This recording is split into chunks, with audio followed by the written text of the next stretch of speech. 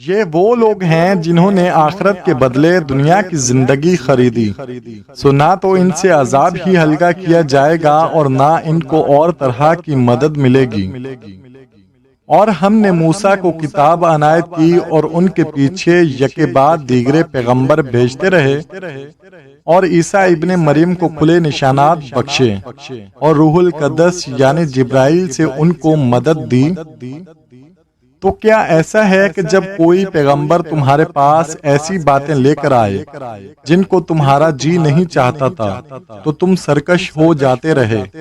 اور ایک گروہ انبیاء کو تو جھٹلاتے رہے اور ایک گروہ کو قتل کرتے رہے، اور کہتے ہیں ہمارے دلوں پر پردے ہیں؟ نہیں، بلکہ اللہ نے ان کے کفر کے سبب ان پر لعنت کر رکھی ہے، بس یہ تھوڑے ہی پر ایمان لاتے ہیں۔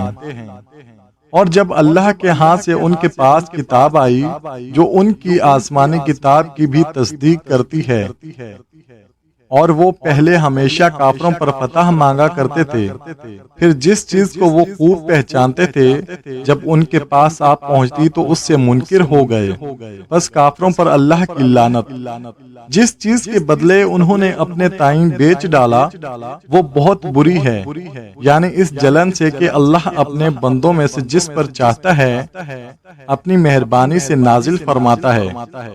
اللہ کی نازل کی ہوئی کتاب سے کفر کرنے لگے تو وہ اس کے غضب بالائے غضب میں مبتلا ہو گئے، اور کافروں کے لیے ذلیل کرنے والا عذاب ہے۔